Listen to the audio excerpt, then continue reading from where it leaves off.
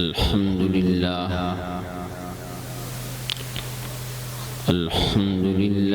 नहमदुहु व नस्तईनुहु व नस्तगफिरुहु व नु'मिनु बिही व नतवक्कलु अलैहि व नऊज़ु बिल्लाहि मिन शुरूरि अनफुसिना व मिन सय्यिआति अअमालिना मन यहदिहिल्लाहु फला मुदिल्ल लहु व मन युद्लिल्हु फला हादिय लहु व नशहदु अन ला इलाहा इल्लल्लाहु वहदहु ला शरीक लहु व नशहदु अन्न सय्यिदना व सनदना व इमामना व मौलाना मुहम्मदन अब्दुहु व रसूलुहु व सल्लल्लाहु तआला अला खैरि खल्क़िहि मुहम्मदिन व अला आलिहि व सहबिहि व बारक व सल्लम तस्लीमन कसीरन कसीरा अम्मा बअद फ़अऊज़ु बिल्लाहि मिनश शैतानिर रजीम बिस्मिल्लाहिर रहमानिर रहीम वज़ादहु बस्ततन फ़िल इल्मि वल जिस्म सदक़ल्लाहु मौलानल अलियुल अज़ीम वक़ाल रसूलुल्लाहि सल्लल्लाहु अलैहि वसल्लम ला युमिनु अहदुकुम हत्ता अकूना अहब्बा इलैहि मिन वालिदिही व वलदिही वन्नासि अजमईन सदक़ औ कमा क़ाल रसूलुल्लाहि सल्लल्लाहु अलैहि वसल्लम।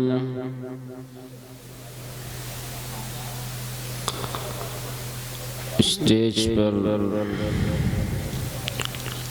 रौनक अफरोज हज़रात उलमाए-ए-इज़ाम,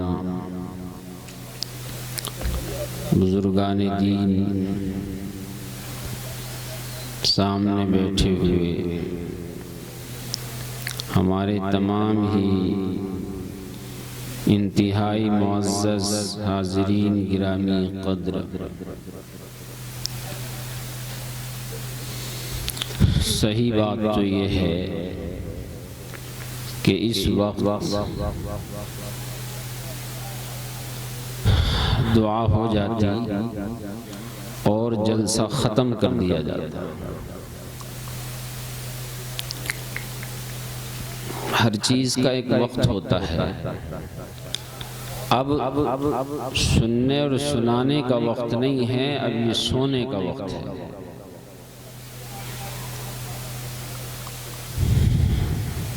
हमें चाहिए कि हम अपनी रविश को सही करें।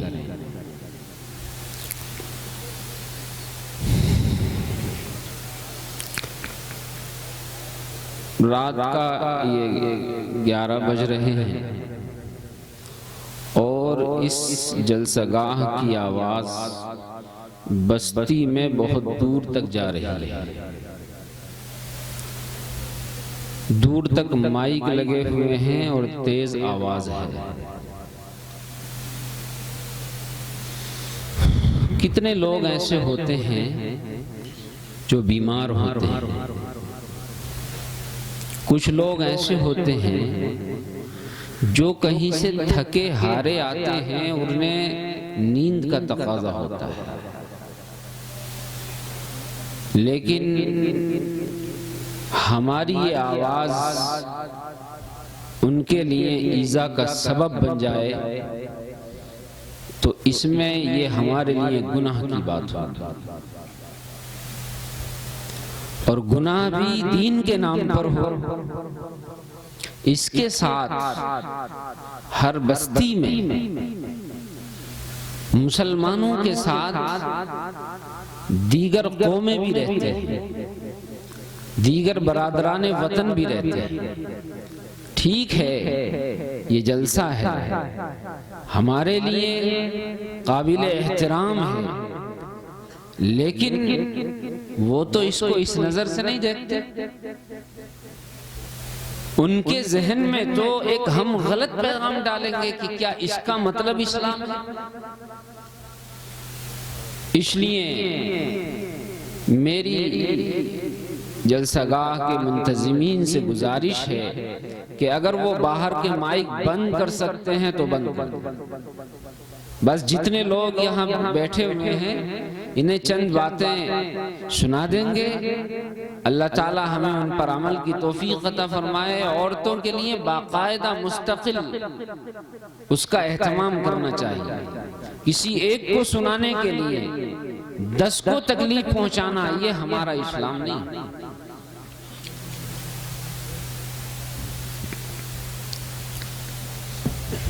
भाई जो हजरात बैठे हुए हैं वो करीब आ जाए, और जिसे नींद आ रही हो, जो जाना चाहता है बखुशी इजाजत है वो चला जाए, और जो सुनना चाहता है वो करीब आ जाए।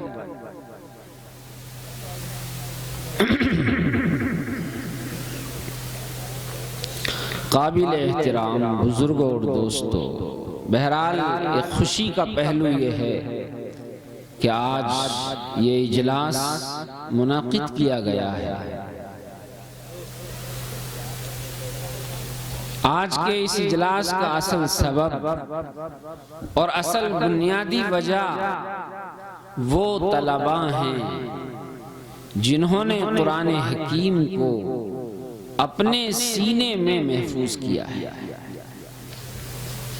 ये वक्त के अकाबिर आप हजरात की यहाँ हाजिरी, इनके सरों पर दस्तार का रखना इनकी इज्जत अफजाई के लिए हुआ है। आज तक जो इन्हें इनके नाम से पुकारा करते थे, लेकिन आज इनके खानदान में, इनके घरों में, बस्ती में, महल्ले में इस कुरान की निस्बत की वजह से उनको एक खास मकाम नसीब हो गया। ये निस्बत हासिल हो गई, एक मकाम मिल गया है मेरे दोस्तों और बुजुर्गों। कल मैदान महशर में भी अल्लाह ताला इसी तरह इज्जत अफजाई से, और इस तरह क्या अल्लाह की इज्जत अफजाई तो उसकी शान के मुताबिक हो।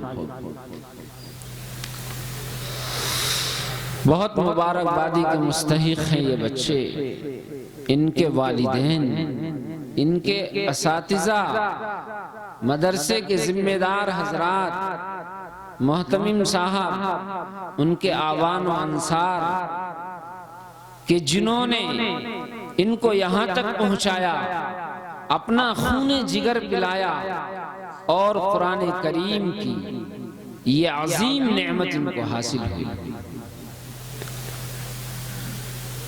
ये बच्चे इंतहाई खुशनसीब हैं, लेकिन याद रहे कि इस नेमत की हमें कदर करनी चाहिए। इसलिए कि अगर कोई बंदा नेमत की नाकदरी करता है तो अल्लाह ताला अपनी नेमत को छीन भी लेता है। हदीस में आता है, मन क़रा अल कुरान व अमिला बिमा फी, कुरान पढ़े भी और कुरान पर अमल भी करे तो गोया के इसके साथ साथ अमली जिंदगी भी अच्छी हो। अब इस बच्चे ने कुरान पढ़ लिया है, ये बच्चा हाफिज कुरान हो गया है, लेकिन इसके वालिद भी कौन हो गए? हाफिज कुरान के वालिद हो गए, हाफिज कुरान की वालिदा हो गई। अब आपको लोग इसी नजर से देखेंगे कि आपका बच्चा हाफिज कुरान है, आपके बच्चे ने कुरान हिफ्ज किया है, उसे मुआशरे में, समाज में अब इज्जत की निगाह से देखा जाएगा, और अब उसका कोई ऐसा काम जो उसके मकाम के खिलाफ होगा उसे अच्छा नहीं समझा जाएगा। इसी तरीके से जो उसके वालिदैन हैं उनकी तरफ से भी अगर कोई ऐसा काम हो जो इनके मकाम के खिलाफ होगा तो उसको भी अच्छी नजर से नहीं देखा जाएगा। मैंने एक आयत करीमा पढ़ी थी, वज़ादहु बस्ततन फिल इल्म वल जिस्म। उसकी रोशनी में अर्ज करता हूँ कि इन बच्चों ने अब कुरान करीम याद कर लिया है, लेकिन अभी मंजिल तक नहीं पहुंचे, अभी तो आगाज हुआ, अभी तो अल्फाज कुरान याद किए हैं, अल्फाज कुरान को अपने सीने में समोया है। अब अगली मंजिल है कि मेरे रब ने, खालिक़े कायनात ने इसमें हमारे और आपके नाम पैगाम क्या भेजा है। इसका मरहला है कि हम समझें कि अल्लाह रब्बुल आलमीन ने अपने बंदों से क्या कहा। एक निस्बत तो कुरान से इनको हासिल हुई है कि इन्होंने कुरान करीम को, उसके अल्फाज को सूरह फातिहा से लेकर सूरह नास तक अपने सीने में उतारा है, लेकिन कुरान करीम की एक निस्बत तमाम मुसलमानों से है। अल्लाह के हर बंदे और हर बंदी को कुरान करीम से एक निस्बत है। कुरान करीम अल्लाह रब्बुल आलमीन की तरफ से अपने हर बंदे और हर बंदी के नाम एक मोहब्बत भरा खत है। हमें ये सोचना चाहिए कि मेरे रब ने इसमें मेरे नाम क्या पैगाम भेजा।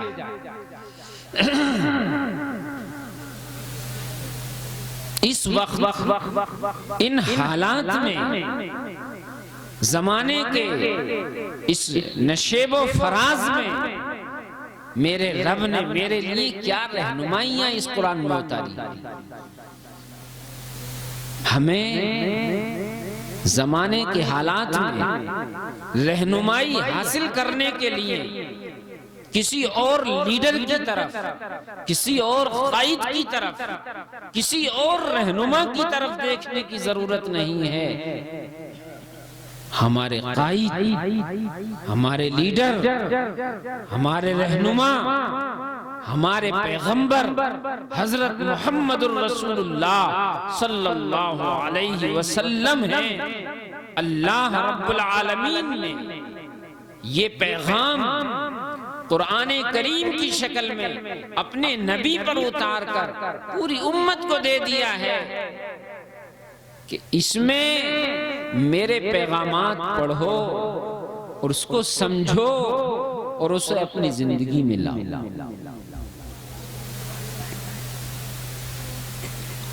असल में जो कौमें गुलाम हो जाती है, जो कौमें गुलाम हो जाती हैं और गुलामी की जिंदगी गुजारती हैं, उनकी सोच बहुत छोटी हो जाती है, बहुत पस्त हो जाती है। उनकी नफ्सियात इतनी दब जाती हैं कि वो उठाए नहीं उठती। जिंदगी गुजारने का कितना शानदार तरीका, इतना आला और हसीन तरीका नबी अलैहिस्सलाम ने हमें दिया है, इस कुरान ने हमें दिया है, लेकिन हम उस शानदार तरीके को छोड़कर उन लोगों के उस तरीके को अपना रहे हैं जो इस वक्त दुनिया में फेल हो चुका है। वो कौमें उस तरीके से अब अपना पीछा छुड़ा रही हैं, जान छुड़ा रही हैं। उनका फैमिली सिस्टम, उनका खानदानी निजाम, उसका शिराजा बिखर चुका है।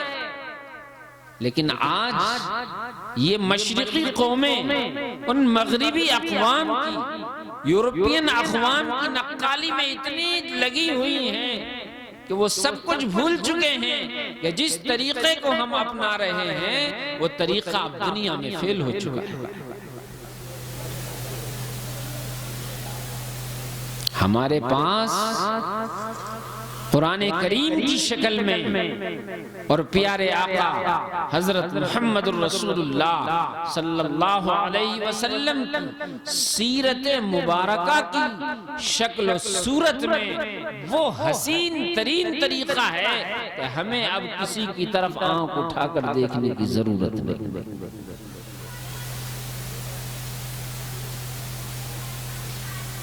ये जो दौर चल रहा है, ये वो दौर है जो अब छटाई का दौर है,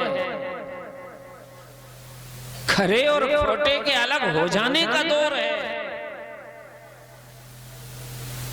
अब दुनिया में जितने भी निजाम राइज हैं, वो सारे निजाम अपनी आबोताब खो चुके हैं।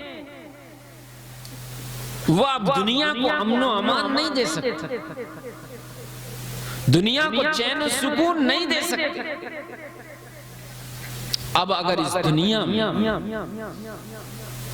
इस संसार में, इस जहान में, इस जमीन पर, इस धरती पर अगर अमनो अमान कायम होगा तो वो इसी निजाम से कायम होगा जो इस खालिक़े कायनात ने इस धरती पर बसने वालों के लिए रसूलुल्लाह के जरिए इंसानियत को दिया।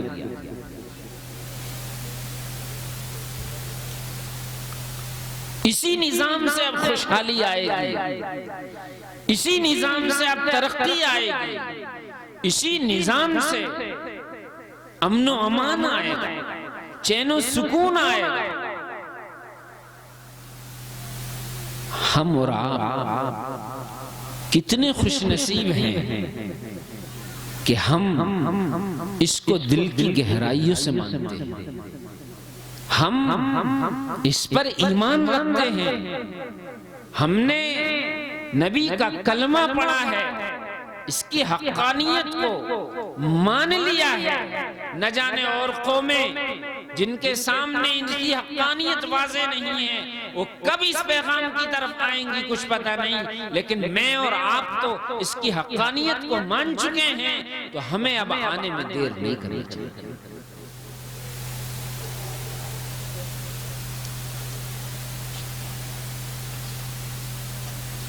दौर वो है, ये दौर वो है मेरे दोस्तों, जब वाज़ो नसीहत के जरिए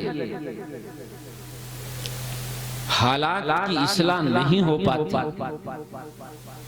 जब वाज़ो नसीहत के जरिए बातें समझ में नहीं आती, तो अल्लाह अपनी सिफते जलाल के जरिए इस धरती पर फिरौनों को पैदा करता है, और वो फिरौन अपने जुल्मों सितम का बाजार गर्म करते हैं, और इस तरीके से अल्लाह की सिफते जलाल के जरिए फिर इंसानों की तरबियत होती है।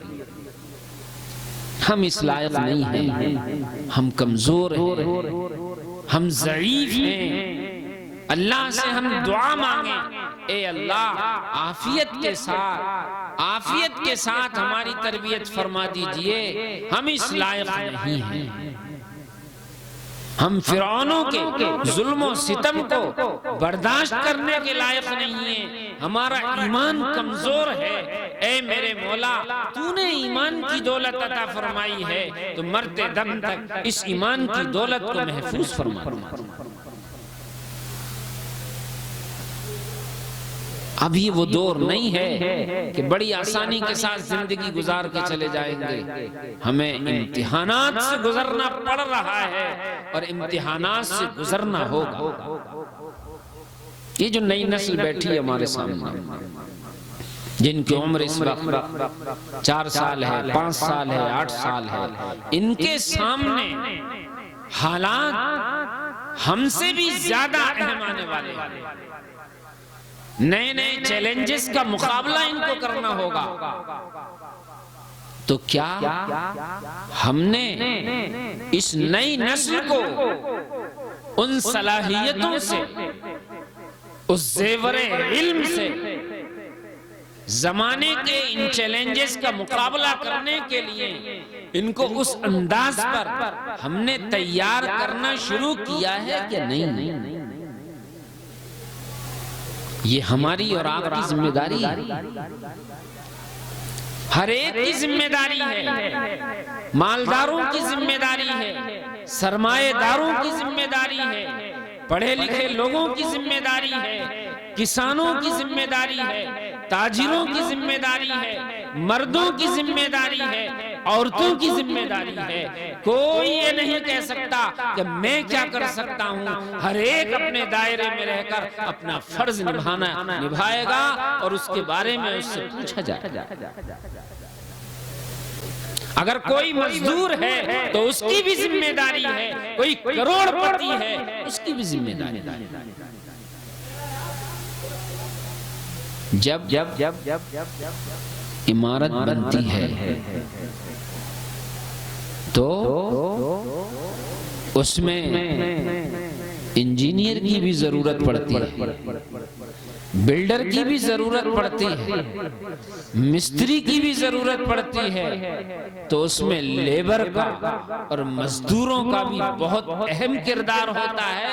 अगर मजदूर अपनी ड्यूटी छोड़ करके काम से हट जाएगा तो बिल्डिंग तैयार नहीं।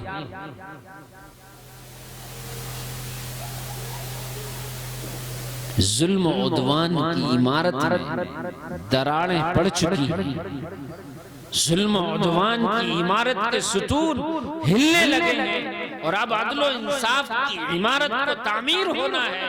उस अदलो इंसाफ की इमारत में मेरी और आपकी और इंसानों की, मुल्क के हर शहरी की, हर इंसान की, मुसलमान की, गैर मुस्लिम की, हर एक की एक जिम्मेदारी बनती है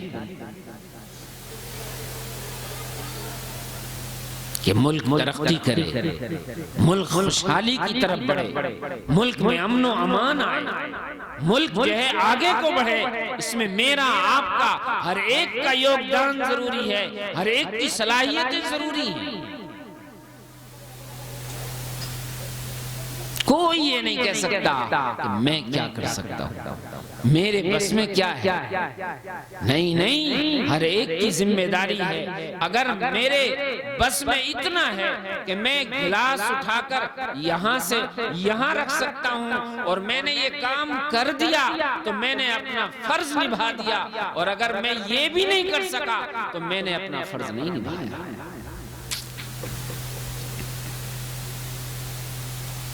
कुरान ने हर जमाने में हर दौर के लिए आईना दिखाया है, रहनुमाइयां दी हैं, हिदायत दी हैं, गाइडलाइंस दी हैं उसने कि तुम्हें जिंदगी का सफर कैसे तय करना है। बेअक्ली के साथ नहीं, गफलत के साथ नहीं,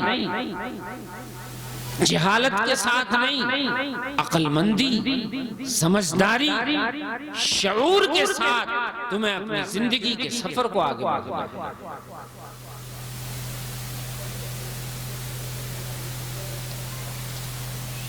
मूसा अलैहिस्सलाम के बाद जब बनी इस्राईल में बिगाड़ आया, जबरदस्त बिगाड़ आया, अल्लाह ताला ने जालूत उस वक्त के फिरौन को भेजा और जालूत ने आकर बनी इस्राईल में जो तबाही मचाई, तो अल अमान वल हफीज, वो तबाही मचाई, वो तबाही मचाई जो तारीख में मौजूद है, कुरान ने उसका तज़किरा किया है। लोगों को गुलाम बनाकर ले गया, औरतों को बांदी बना लिया गया, बच्चों को यतीम कर दिया गया, औरतों को बेवा कर खून की नदियां बहाई गई। हालात दिगर गुण थे, हालात बहुत ज्यादा खराब हो गए थे, इसलिए कि उससे पहले न कोई सरमाएदार सुनता था, न कोई मालदार सुनता था, न कोई पढ़ा लिखा सुनता था, न कोई बेपढ़ा लिखा सुनता था।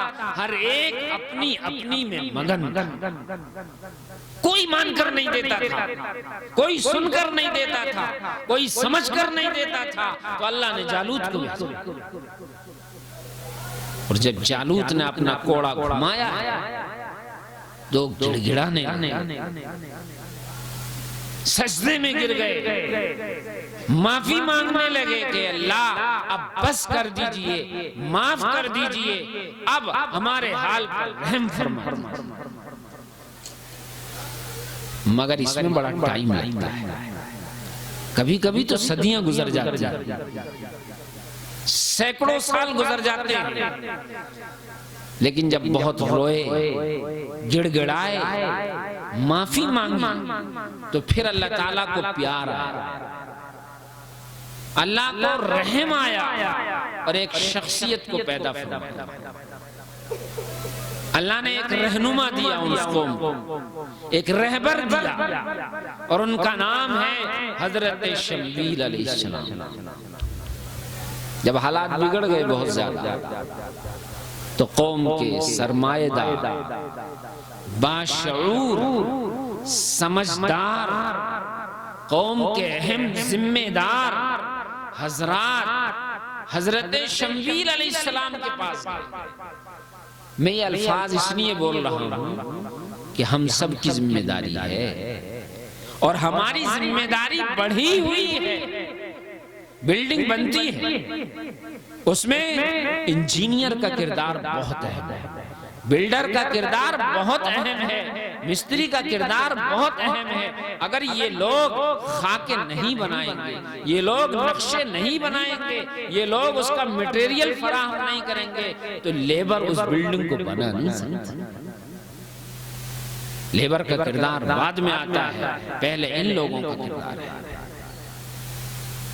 कुरान कहता है, अलम तरा इलल मलई मिन बनी इसराइल मिन बादि मूसा, क्या तुमने देखा नहीं?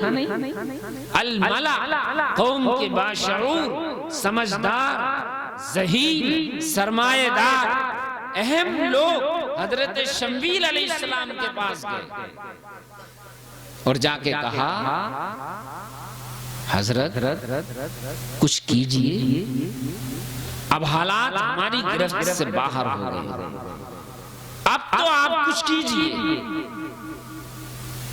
और हम हर तरह की मेहनत, जिद्दोजहद, कोशिश करने के लिए तैयार हैं। यहाँ तक के अगर माल की जरूरत पड़ेगी तो माल लगाएंगे, सलाहियतों की जरूरत पड़ेगी सलाहियतें लगाएंगे, हमारी जवानी की जरूरत पड़ेगी हम जवानी लगा देंगे, हमारी जिंदगी की जरूरत पड़ेगी हम जिंदगी खपा देंगे, हमें जान का नजराना देना पड़ेगा तो हम जान का नजराना पेश करें। ये हजरत शम्बील अलैहिस्सलाम ने कौम के समझदार, बाशऊर, सरमाएदार, जिम्मेदार, ज़ुआमा, लीडरान ने आकर के हजरत शम्बील अलैहिस्सलाम से कहा। सिर्फ इतना नहीं कहा कि हजरत ये 20,000 रुपए हैं और इन्हें आप काम में लगा लीजिए और बाकी मुझे छोड़ दीजिए, मैं जो चाहूं करूं, इससे इनकलाब नहीं आएगा। मेरी जो जिम्मेदारी है वो मुझे बताइए। इबास लना मलिकन नुक़ातिल फी सबीलिल्लाह, आप हमारा कोई अमीर बना दीजिए, हम हर तरह की कुर्बानी देने के लिए तैयार।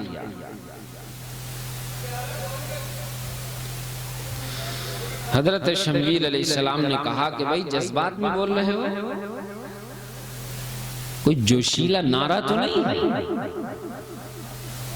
सोच भी लिया है क्या बोल रहे हो? हल असैतुम इन कुतिबा अलैकुमुल क़ितालु अल्ला तुक़ातिलू, कहीं ऐसा तो नहीं होगा कि अल्लाह का हुक्म आ जाए और तुम पुष्ट फेर कर भाग जाओ,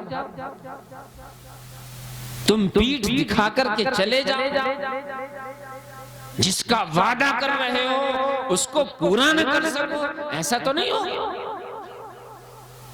तो उन्होंने कहा वमा लना अल्ला नुक़ातिल फी सबीलिल्लाह वक़द उख़रिजना मिन दियारिना व अबनाइना, कि हजरत अब ऐसा कैसे हो सकता है, हम तो नहीं समझते। सूरत हाल ये है कि हमें हमारे घरों से निकाला जा रहा है, हमारे शहर से निकाला जा रहा है, हमें मुल्क से निकाला जा रहा है, हमें जेलों में डाला जा रहा है, बीवी बच्चों से जुदा किया जा रहा है, उख़रिजना मिन दियारिना व अबनाइना। तो हम नहीं समझते कि अब लोग तैयार हैं, हम तो ये समझते हैं कि अब लोग बिल्कुल खड़े हो जाएंगे, जिस तरह की उनसे कुर्बानी का मुतालबा होगा वो तैयार हो जाएंगे। तो हजरत शमवीर अलैहिस्सलाम ने कहा ठीक है, इंतजार करो, और जब जब जब जब हुक्म आएगा तो बताया जाएगा। हुक्म आ गया कुछ दिनों के बाद। हजरत शमवीर अलैहिस्सलाम ने कहा भाई देखो, आप लोगों ने मुतालबा किया था, अल्लाह का हुक्म आ गया है, और अब ये चीज इख्तियारी नहीं है बल्कि फर्ज ऐन हो गई। हर एक के जिम्मे जरूरी है, हर एक को करना जरूरी है। हर बाशऊर इंसान के लिए, हर बाशऊर मर्द और औरत के लिए अपने फरीजे को निभाना जरूरी है। मुआशरे की इस्लाह के लिए, समाज के सुधार के लिए हर एक की जिम्मेदारी बनती है कि वो आगे आए। मर्द आगे आए, औरतें आगे आए, इस समाज के सुधार के लिए, सोसाइटी को सही करने के लिए, मुआशरे को सही करने के लिए जितनी जिम्मेदारी मर्दों की बनती है, औरतों की जिम्मेदारी इससे कम नहीं। हुक्म आ गया, कुरान ने नतीजा सुनाया है, फलम्मा कुतिबा अलैहिमुल क़िताल तवल्लौ इल्ला क़लीलन मिनहुम। जब अल्लाह का हुक्म आ गया, जिस चीज का मुतालबा किया था कि हम हर तरह की कुर्बानी देने के लिए तैयार हैं, माल की, जान की, हर तरह की कुर्बानी के लिए तैयार हैं, तो कुरान नतीजा सुनाता है जब हुक्म आया तो लोगों के पैर कपाने लगे। एक बहुत बड़ा तबका उस फरीजे की अदायगी से आंखें चुराने लगा, पुष्ट फेरने लगा, और उसने उस फरीजे की अदायगी से मुंह फेर लिया। तवल्लौ इल्ला क़लीलन मिनहुम, थोड़े से लोग बचे। और अल्लाह कहता है वल्लाहु अलीमुम बिज़्ज़ालिमीन, हम जालिमों को खूब जानते हैं, हम खूब समझते हैं। करोड़ों में से कह लीजिए लाख के एतबार से लोग निकल के आए, बाकी 99 लाख फेल। ये वो दौर है, ये छटाई का दौर है, ये इम्तिहान का जमाना है। अब ईमान और निफाक छट जाएगा, ईमान एक तरफ हो जाएगा, निफाक एक तरफ हो जाएगा। अब मिलावट नहीं चलेगी, अब मिलावट वाला ईमान नहीं चलेगा, अब निफाक वाला ईमान नहीं चलेगा, अब खालिस ईमान चलेगा।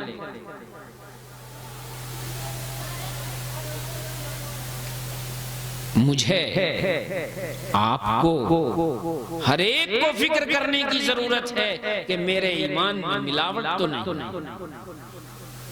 अगर मिलावट होगी, अल्लाह हमें माफ फरमाए, हम दज्जाली फितनों का शिकार हो जाएंगे। और कहीं ऐसा ना हो मरने से पहले हमारे ईमान का चिराग गुल न हो जाए। हुजूर ने जितनी रहनुमाइयां दी हैं, जितनी हिदायत दी हैं, किसी रहबर ने, किसी रहनुमा ने अपनी कौम को इतनी हिदायत और इतनी रहनुमाइयां नहीं दी। यहां तक समझाया हुजूर ने कि क़यामत के करीब एक बहुत बड़ा फराडी इस दुनिया में जाहिर होगा, जो दिन को रात और रात को दिन करके दिखा देगा, जो अच्छाई को बुराई और बुराई को अच्छाई बनाकर पेश करेगा। और उसको हुजूर ने फरमाया वो दज्जाल अकबर। दज्जाल अरबी जबान में उस शख्स को कहते हैं जो बहुत ज्यादा फराडी, बहुत ज्यादा दजलो फरेब करने वाला हो, बहुत ज्यादा ही अपने इस पेशे में माहिर हो। और ये भी फरमाया हुजूर ने वो आंख से काना हो, उसके माथे पर लिखा होगा काफा मकतूबुम बैना आइनैहि काफा। वो आंख से काना होगा, माथे पे लिखा होगा, और लोग उसे खुदा मान लेंगे, लोग उसे खुदा मान लेंगे। जहन में ये बात आती है, ये माथे पर भी उसके काफा रा लिखा होगा, आंख से काना होगा, तो फिर लोग उसे खुदा क्यों मान? हुजूर ने फरमाया उसके एक हाथ में जन्नत होगी, एक में जहन्नम होगी। अपने मानने वालों को जन्नत में दाखिल करेगा, न मानने वालों को जहन्नम में करेगा। ये जन्नत क्या होगी? जो उसकी हाँ में हाँ मिलाएंगे उनको फैसिलिटी मिलेगी, उनको बिल्डिंग मिलेगी, उनको बंगला मिलेगा, उनको कार मिलेगी, उनको तरह तरह की आसाइशें मिलेंगी। और जो उसको नहीं मानेगा, उसकी सोच, उसके फिक्र, उसके नजरिए को कबूल नहीं करेगा, तो उसकी जहन्नम क्या होगी? उसको कैद में डाला जाएगा, सताया जाएगा, अजियतें दी जाएंगी, उल्टा लटकाया जाएगा, उस पर हीटर के शॉट लगाए जाएंगे, क्या क्या सजाएं उसको दी जाएंगी। आदमी चीख उठेगा। तो कमजोर ईमान वाला क्या कहेगा? अरे भाई इस वक्त तो कंप्रोमाइज कर लो, कंप्रोमाइज कर लो, दिल तो ईमान तो दिल में है, इस वक्त कंप्रोमाइज कर। और ये भी फरमाया रसूलुल्लाह सल्लल्लाहु अलैहि वसल्लम ने, उस बड़े दज्जाल के आने से पहले 30 दज्जाल उससे पहले आए, जो उसके नुमाइंदे होंगे, उसकी राह हमवार करेंगे, उसके लिए स्टेज तैयार करेंगे, दुनिया भर में उसके लिए तैयारी। अभी दज्जाल अकबर तो नहीं आया है, लेकिन क्या नहीं लगता कि अब दुनिया भर में उसके नुमाइंदे आ चुके हैं, उसके लिए काम कर रहे हैं, उसके लिए स्टेज तैयार कर रहे हैं। अभी दज्जाल अकबर नहीं आया है, अभी उसके चेले चपाटे आए हैं और लोग अपने ईमान का सौदा कर। पहले ये लगता था कि भाई माथे पर काफा रा लिखा होगा, आंख से काना होगा, तो उसे खुदा क्यों मान लेंगे? और कौन मानेंगे? मुसलमान मानेंगे, जो पहले से ही एक खुदा को छोड़कर न जाने दूसरे कितने खुदाओं को मान रहे हैं। उनका मसला नहीं है, वो तो मान ही रहे हैं। मुसलमान उसको खुदा मान लेंगे। हमें तो ये दिखाई दे रहा है, और हमें क्या, अब तो खुली आंखों दिखाई दे रहा है। जो बहुत कम बीनाई रखने वाला आदमी है, उसको भी अब दिखाई दे रहा है कि लोग ऐसे लोगों को खुदा मानने लगे। जिसका ईमान मध्यम है, जिसका ईमान कमजोर है, जिसके ईमान में मिलावट है, जिसके ईमान में निफाक है, अब वो ऐसे लोगों को खुदा मानता है। तो अब जरूरत है इस बात की कि अपने ईमान को खालिस बनाएं। खालिस कैसे बनेगा भाई खालिस? रसूलुल्लाह के बताए हुए तरीके को अपनाएंगे तब तो चलेगा पता का ईमान खालिस है। एक छटाई तो ये हो गई, लाखों में से करोड़ों में से 99 लाख फेल हो गए थे, 1 लाख के करीब पास हुए गोया। अब उन्होंने कहा कि हजरत हम तैयार हैं, आप हुक्म फरमाइए।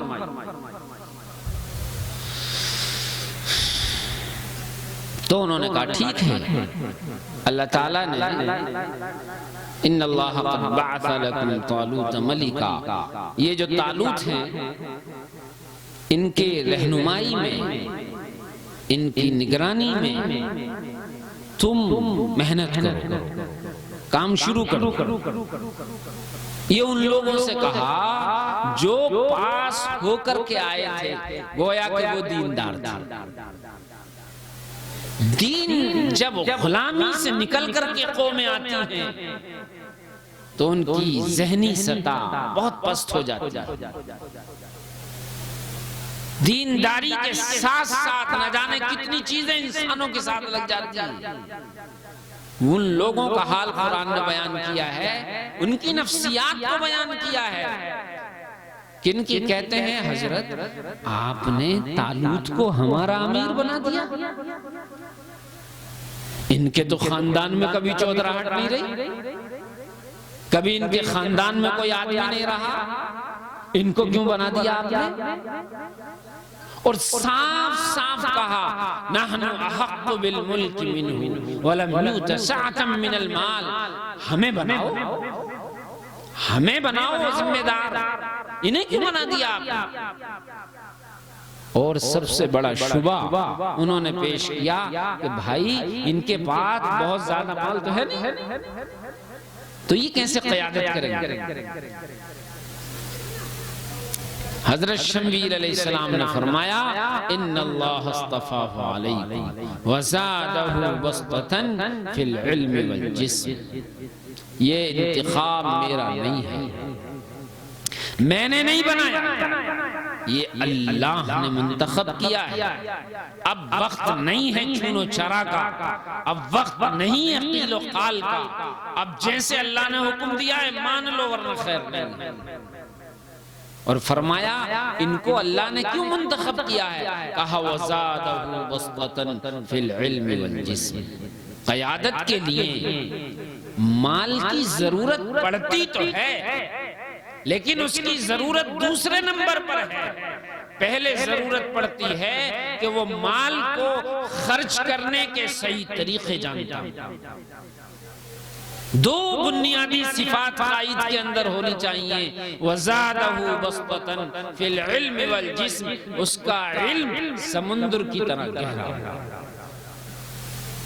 कौमों के उरूज व ज़वाल की दास्तानें उसके जहन में हो, वो कौमों के नशेब व फराज से वाकिफ हो, वो अपनी तारीख से वाकिफ हो, वो वक्त पर सही फैसले लेने का अहल हो, उसका इल्म समुद्र की तरह गहरा, वो सेहत के निजाम से वाकिफ हो, उसकी सेहत अच्छी हो और सेहत के निजाम से वाकिफ हो।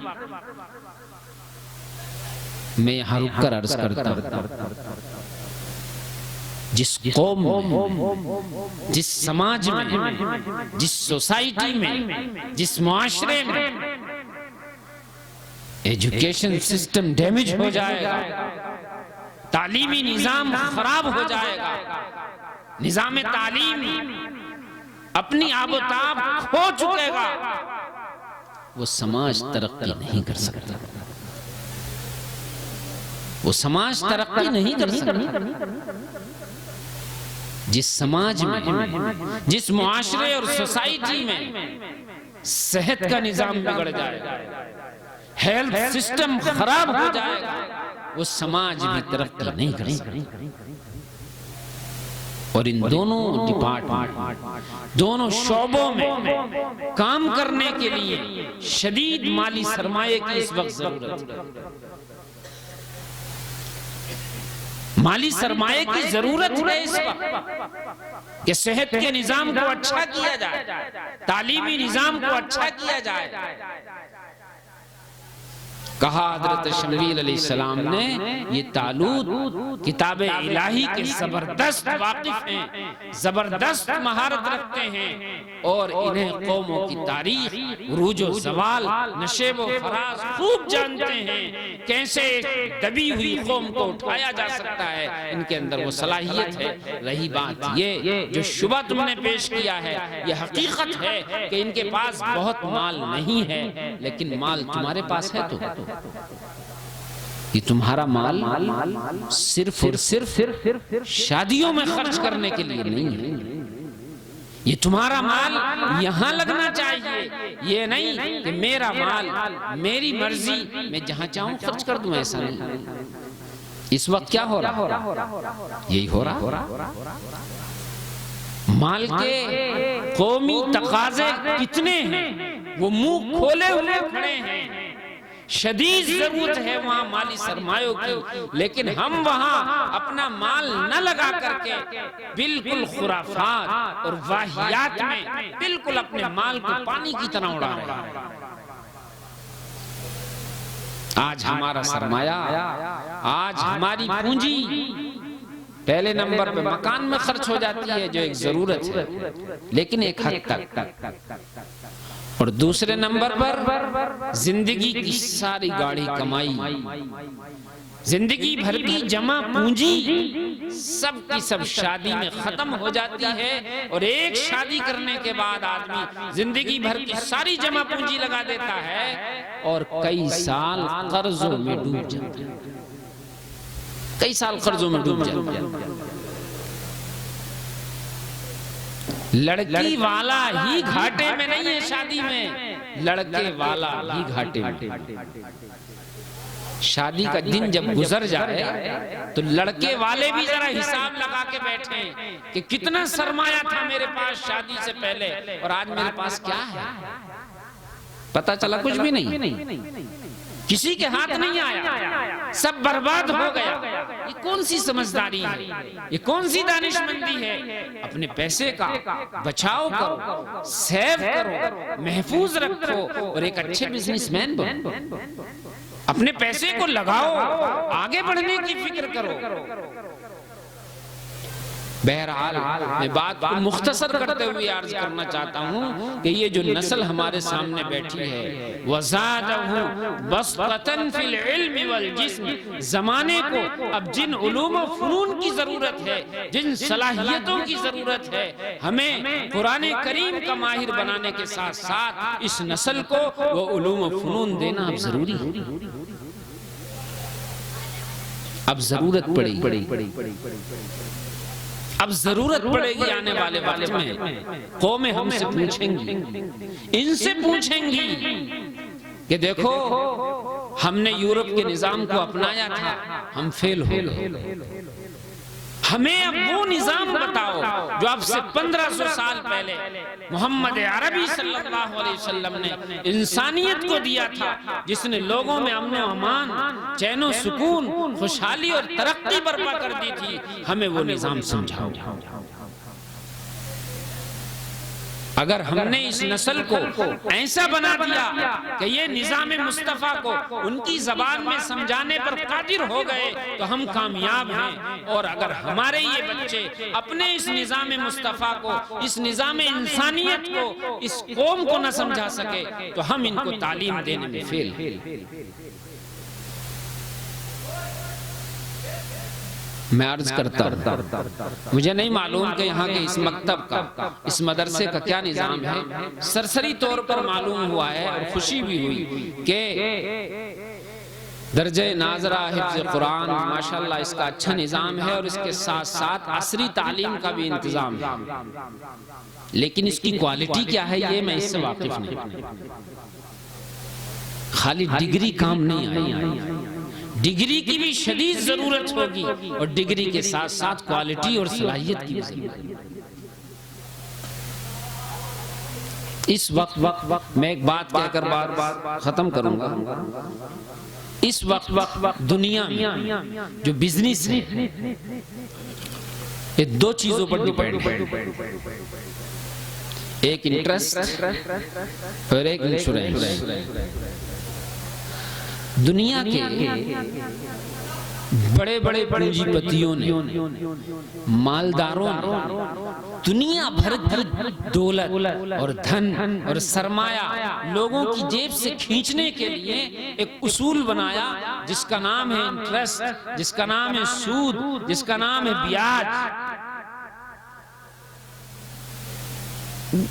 थोड़ा सा टुकड़ा डालते हैं और उनकी जेबों से माल खींचते हैं और अपनी तिजोरियां भरते हैं। कभी कभी इन बड़े पूंजीपतियों पर आसमानी आफत आ जाती है, एकदम लॉस हो गया, एकदम कंपनी का दिवालिया निकल गया, आतिश आग लग गई। तो उससे बचाव के लिए इन्होंने इंश्योरेंस बनाया कि अचानक अगर कुछ हो जाए तो इंश्योरेंस कंपनी जो है उसकी भरपाई करेगी। इस्लामी निजाम मोहम्मद अरबी सल्लल्लाहु अलैहि वसल्लम ने जो निजाम बताया है उसमें ये दोनों चीजें इंसानियत के कातिल हैं, तबाही और बर्बादी लाने वाली। जब सूदी निजाम होगा तो जो चीज 1 रुपए की मिलेगी वो सीधी 10 रुपए की मिलेगी, जो 10 रुपए की होगी वो सीधी 100 और 200 रुपए की मिलेगी। पूरा एक सिस्टम है इसका। अब जब ये निजाम फेल हो रहे हैं, अब दुनिया पूछेगी कि भाई मुझे इस मुल्क से उस मुल्क से कारोबार करना है, शिप में अरबों रुपए का माल जा रहा है। तो अब तक तो इंश्योरेंस कंपनी जमानत देती थी कि अगर तुम्हारा माल डूब गया, बर्बाद हो गया तो हम जमानत देते हैं, हम आपकी जिम्मेदारी लेते हैं। लेकिन आप ये कह रहे हैं कि ये सिस्टम गलत है, तो आप इससे बेहतर अच्छा तरीका बताओ। और वो अच्छा तरीका मौजूद है, लेकिन अगर हम जमाने के सिस्टम को नहीं समझने वाले होंगे, उसको नहीं जानते होंगे, तो हम इस सिस्टम को, इस निजाम को सामने वाले को नहीं समझा सकते। इसलिए जरूरी है कि हम अपने इन मदारिस को, अपने इन मकातिब को मजबूत कुरानी तालीम के साथ साथ इब्तिदाई आसरी तालीम को मजबूत करें। जहां हम कुरान करीम की तालीम को मजबूत करें, सफाई सुथराई का निजाम बेहतरीन और आला तरीन होना चाहिए, अखलाकियात का निजाम अच्छा होना चाहिए। वहीं हमारे ये बच्चे जो प्राइमरी पढ़ने हैं, जो पहला दूसरा तीसरा ये पढ़ रहे हैं, तो उनकी अच्छी हिंदी होनी चाहिए, वो अच्छी साइंस पढ़ने वाले हों, उनका मैथ अच्छा हो, उनकी इंग्लिश अच्छी होनी चाहिए,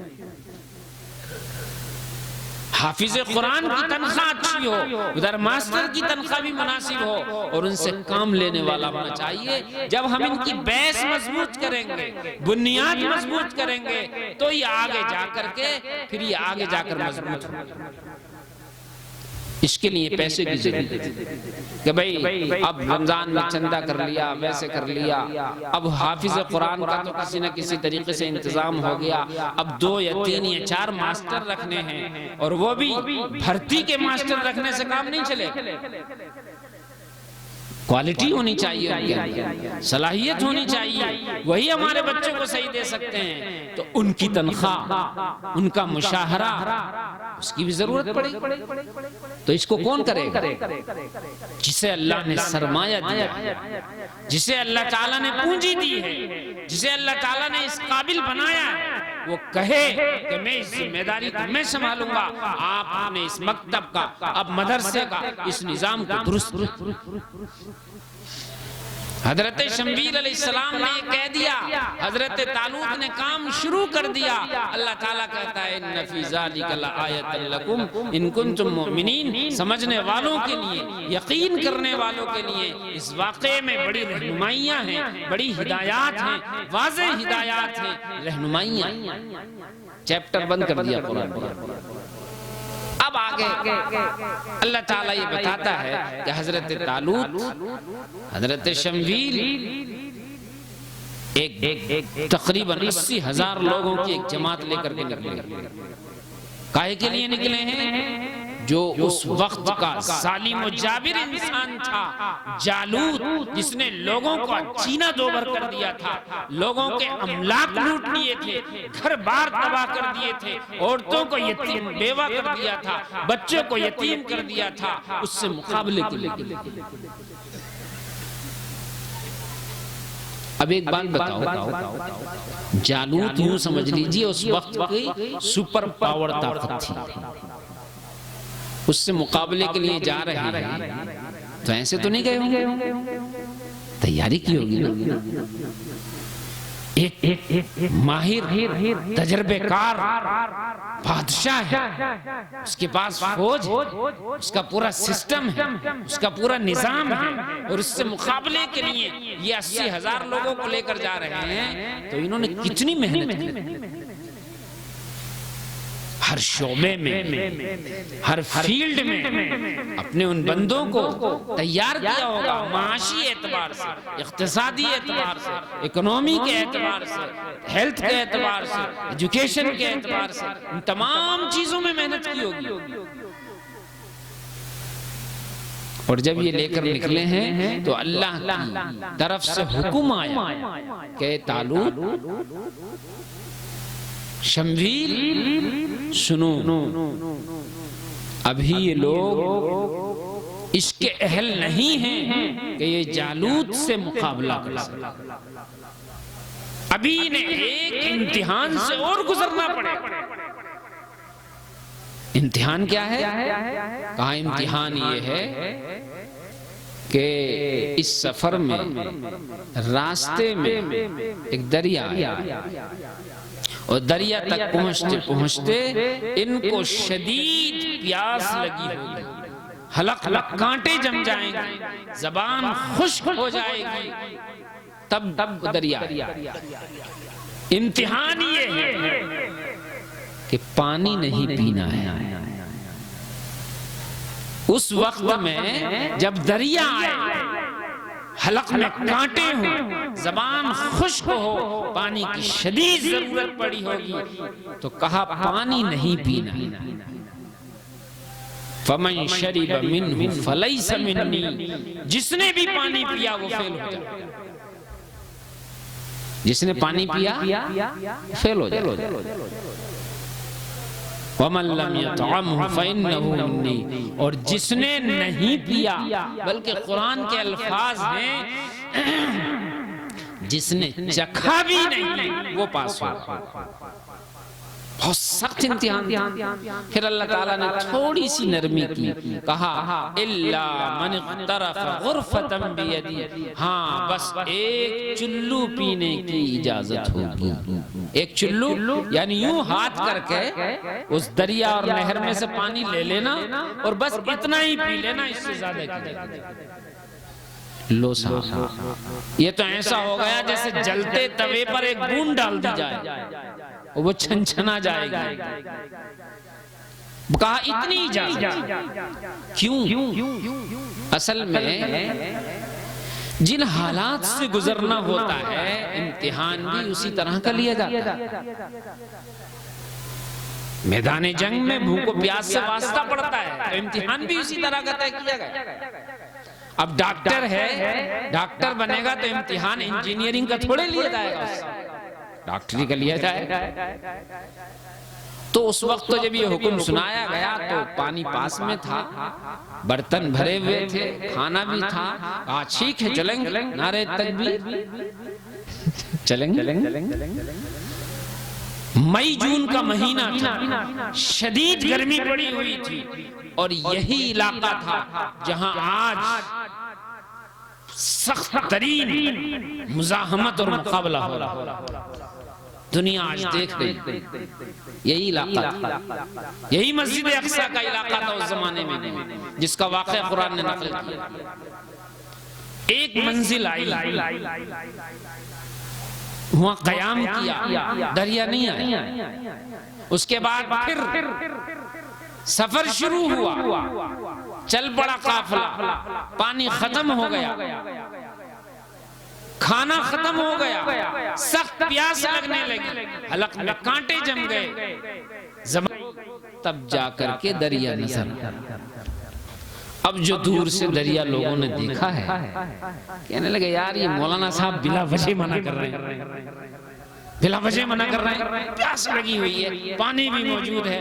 और उन्होंने सुनी और अनसुनी कर दी। फशरिबू मिन्हु इल्ला कलीलन मिनहुम, कुरान कहता है वो लोग दरिया में उतर गए और खूब जम के पानी पिए। बिला वजह मौलवी कहते हैं डीजे मत बजाओ, गाने मत बजाओ, बिला वजह जो शादी में पैसा, अरे मेरे पास पैसा है, मेरे पास बैंक बैलेंस है, संभालने के लिए जगह नहीं, तुम क्यों मना करते हो मुझे खर्च करने का? मेरा पैसा, मेरी मर्जी। वो भी कहने लगे प्यास लगी है, पानी मौजूद है और पानी उछल रहा है, और ये कह रहे हैं पानी। फशरिबू मिन्हु इल्ला कलीलन मिनहुम, दरिया में उतर गए, खूब जम के पानी पिया। और ऐसी कैफियत में जब बंदा बहुत ज्यादा पानी पी लेता है तो वो चलने के काबिल नहीं रहता। वो पानी पी पी कर नदी के किनारे पर फैल गए। और उनकी जंगी पॉलिसी के एतबार से इतना वक्त नहीं था कि इनके सस्ताने का इंतजार किया जाता, और जब ये जरा चलने के काबिल होते तो चला जाता। उन्होंने कहा नहीं भाई, जो पड़ गया उसे पड़ा रहने दो, हमें आगे फशरिबू मिन्हु इल्ला कलीलन मिनहुम, सबने पानी पिया और थोड़े से लोग बचे। 80,000 में से कितने लोग बचे थे बताऊं? ये हमारे उलमा मौजूद हैं, हदीस में आता है जो लोग बचे थे, जो लोग पास हुए थे, उनकी तादाद 313 थी। 80,000 में से 313 लोग पास हुए थे। ये छटाई का जमाना है, हिल कर रह गए थे वो लोग, इतना बड़ा लश्कर। और 80 में से 80,000 में से कुल 313 बचे, 1,000 भी नहीं बचे। अब कैसे मुकाबला हो? फलम्मा जावज़हु हुवा वल्लज़ीना आमनू मअहु क़ालू ला ताक़त लना अल-यौम बिजालूत व जुनूदी। जब आगे बढ़े तो कहने लगे हजरत अब तो कोई मुकाबला है नहीं, अब कैसे मुकाबला होगा? सलाम हो उस क़यादत। उन्होंने फौरन जवाब दिया, घबराने की बात नहीं, घबराने की बात नहीं है। हमने अल्लाह के भरोसे पर सफर शुरू किया है, अल्लाह की इजाजत से सफर शुरू किया है, तो हम आगे बढ़े। और ये जहन से निकाल दो कि हम जालूत से हार जाएंगे, वक्त के फिरौन से हार जाएंगे, ये जहन से निकाल दो। कम मिन फिअतिन कलीलतिन गलबत फिअतन कसीरतन बिइज़्निल्लाह। कितनी मर्तबा ऐसा हुआ है, तारीख भरी पड़ी है कि छोटे छोटे टुकड़ियों ने, छोटे छोटे से लश्करों ने बड़े बड़े फौजों के मुंह फेर दिए। तो आज भी हो सकता है। और फिर मुकाबला हुआ, अल्लाह से दुआ मांगी, किस दिल की गहराइयों से दुआ मांगी होगी, रब्बना अफ़रिग़ अलैना सब्रन व सब्बित अक़दामना वंसुरना अलल क़ौमिल काफ़िरीन। ऐ हमारे परवरदिगार, तू हमारे ऊपर सब्र और सबात को, हिम्मत को, इस्तिक़लाल को, जुर्रत को उंडेल दीजिए। इफराख कहते हैं जैसे नहाने वाला पानी ऊपर से डालता है पूरा तर बतर हो जाता है, ऐसे उंडेल दीजिए हमारे ऊपर सब्र सबात को और हमारे कदमों को जमा दीजिए, हमारी मदद फरमा दीजिए। और मुकाबला शुरू हुआ। उन 313 में ऐसे ऐसे इखलास वाले थे, ऐसे ऐसे इखलास वाले थे। एक बंदा खड़ा हुआ और उसने देखा कि हमारा जो ये दुश्मन है जालूत, बादशाह खुद कमान कर रहा है। अब इधर तो कुल 313 हैं और वो 80,000 के मुकाबले में भी कई गुना ज्यादा थे, तो इनकी तो कोई हैसियत ही नहीं थी। तो अब क्या किया जाए? उन्होंने बस देखा निशाना बहुत अच्छा था। हजरत तालूत ने इस सारे काम किए थे उस जमाने में, निशाना उनका बहुत अच्छा था। 3 पत्थर उनके पास थे। उन्होंने गोफन में एक पत्थर भरा, उसको घुमा करके जब जालूत का निशाना लिया, उसका पूरा जिस्म वो पूरा गर्क़ आहन था, ज़िरा बख्तर में लोहे की पूरी एक लिबास होता है जंगी, उसको ओढ़े हुए था। तीर तलवार उस पर असर नहीं करती, लेकिन उसका माथा खुला हुआ था। निशाना बहुत अच्छा था उस नौजवान का। और जो उन्होंने मारा है तो वो पत्थर उसके माथे पर, 3 पत्थर उसके माथे पर लगे और जालूत मारा गया। फिरौन, उस वक्त का फिरौन मारा गया। अब आप समझते हैं नतीजा क्या होगा? फौज में भगदड़ मच गई। और ये आम सा नौजवान जिसको उस वक्त कोई नहीं जानता था, ये बाद में हजरत दाऊद अलैहिस्सलाम बने। ऐसे लोग कायद तो उस वक्त हजरत शम्बीर, हजरत तालूत थे। ये तो एक आम से जवान थे, लेकिन कैसा इखलास था इन लोगों में कि अल्लाह ताला ने बाद में इसी जवान को पैगंबरी अता फरमाई। और फिर इसी जवान को अल्लाह ताला ने उस खित्ते की बादशाहत अता फरमाई। और फिर बाद में इनके बेटे हजरत सुलेमान अलैहिस्सलाम आए और उन्होंने उस खित्ते के पूरे नज़्म नस्क को बहुत अच्छी तरीके से संभाला। मैं अर्ज़ ये कर रहा था कि मेरे दोस्तों और बुजुर्गों, अल्लाह रब्बुल इज्जत का एक निज़ाम है। इस वक्त जो निज़ाम चल रहा है, हम उसको समझें और अपनी अपनी जिम्मेदारियों को समझें। अल्लाह ताला मुझे और आपको सही समझ की और अमल की तौफीक नसीब फरमाए। व आखिर दावाना अनिल हम्दुलिल्लाह।